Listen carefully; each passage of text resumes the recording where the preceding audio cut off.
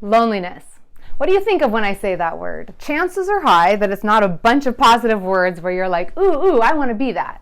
We have created such a stigma in our culture around this word. And yet, loneliness, it really is a beautiful thing. It's your body sending you a message that you have a need to be met. And in this case, loneliness is your body saying, I have more love to give and to receive. Isn't that beautiful? I told you it was. Sometimes if we don't get that need met over time, it might become chronic. We might end up having something where it starts getting attached to a lot of other very painful things that can be connected to depression and pain and angst and isolation. But for most of us, it's simply just your body's way of saying, I need more relationships in my life, or a different type of relationships in my life. I need to be experiencing love.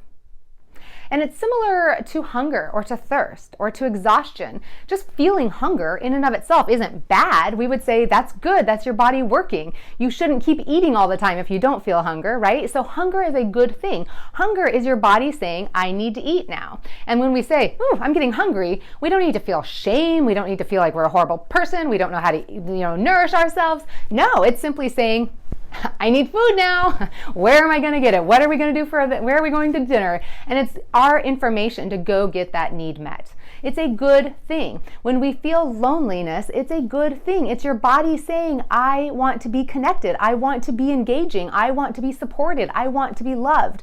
That's a really beautiful thing.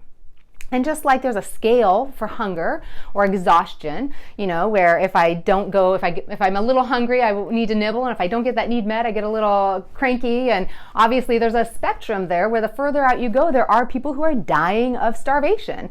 But to say that just because I'm not that doesn't mean I don't know hunger would be inaccurate. So most of us are somewhere on that scale, and we feel that need on a regular basis. Just the same way I slept last night and I'm going to get tired again tonight. I need to sleep again. It's something that has to be continually renewed and engaged in and present in our lives. Loneliness isn't something to be ashamed of. Loneliness is something to say, I feel that. What can I do to get the need met?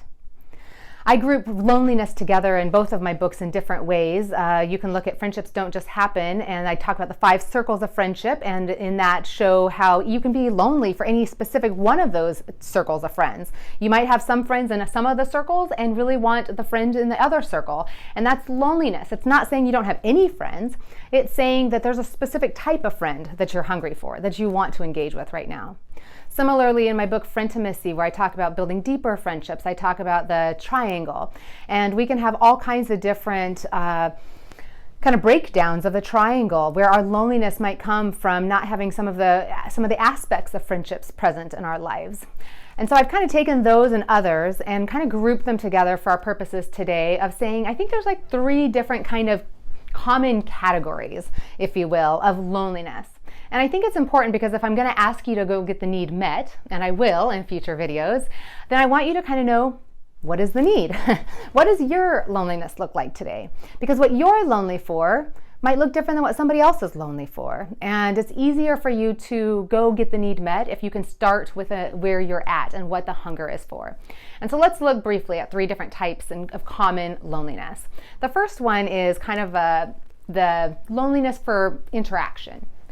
This can kind of hold a lot of different types of experiences, but we would talk about maybe some people who are homebound, or the elderly, or chronic pain and they can't get out very often. It could be for somebody who moved to a new area and just doesn't know very many people. It could be somebody who's been in a relationship or in a job or been a parent for a long while and just hasn't really connected on their own and suddenly finds themselves in a new type where you're like, wow, I just don't even know that many people. I don't have people to even go out with. I don't even know who to call in to talk to.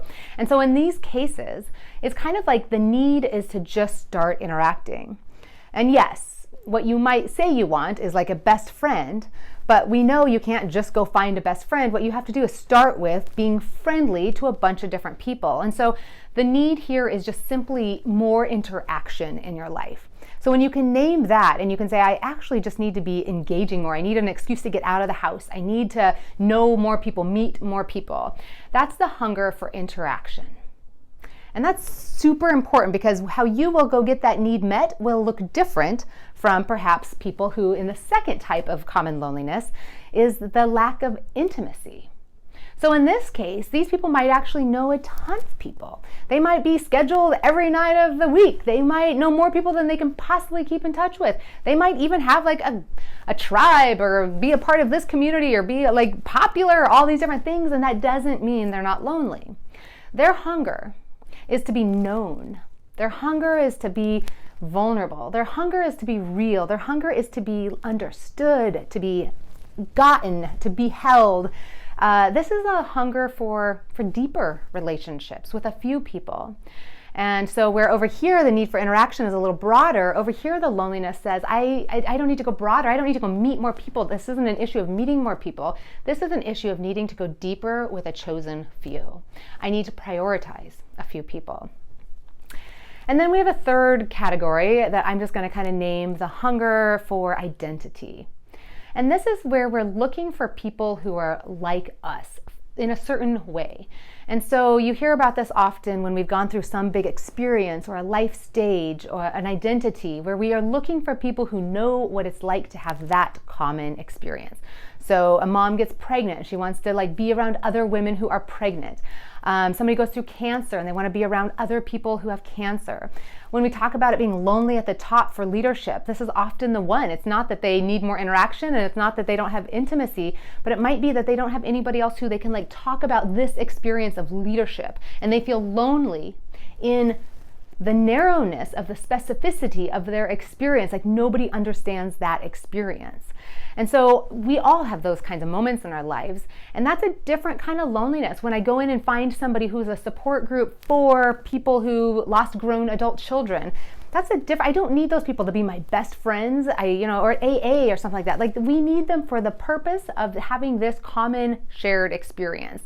And that's a different loneliness because you could have the two others met. Like you can have a big interaction, lots of interaction and lots of intimacy and still be lonely if you're looking for somebody who can like meet you where you are right now. And so those are three kind of common groupings. Do those resonate with you? Can you look at them and say, oh yeah, I think that one is the one that I'm hungry for right now in my life? And how you choose which one, you can quickly see that your strategy of getting the hunger met will look different based on each one. And so when you can name the hunger, you can then begin to put a strategy together for how to get that hunger met. And in the next video, I'm going to talk about how to put that strategy in place a little bit for you. But as we wrap this one up, I just want to invite you to feel that loneliness, and instead of feeling like, no, I can't, that's not me, I don't want to be that, just be like, thank you that my body is working. I hear that message, and I want to go get that need met. You are not alone in your loneliness. We live in a world right now where there's more loneliness than we have ever had. It's record highs. What we invite you to do is to not stay there and have it become a chronic experience. What we invite you to do is to feel it and to respond to it, to see it as a need that you can have met. I want you to be connected. I want you to be supported. I want you to be seen in a way that feels so safe and so satisfying to you. Blessings on you as you receive and feel that loneliness and choose to do something about it.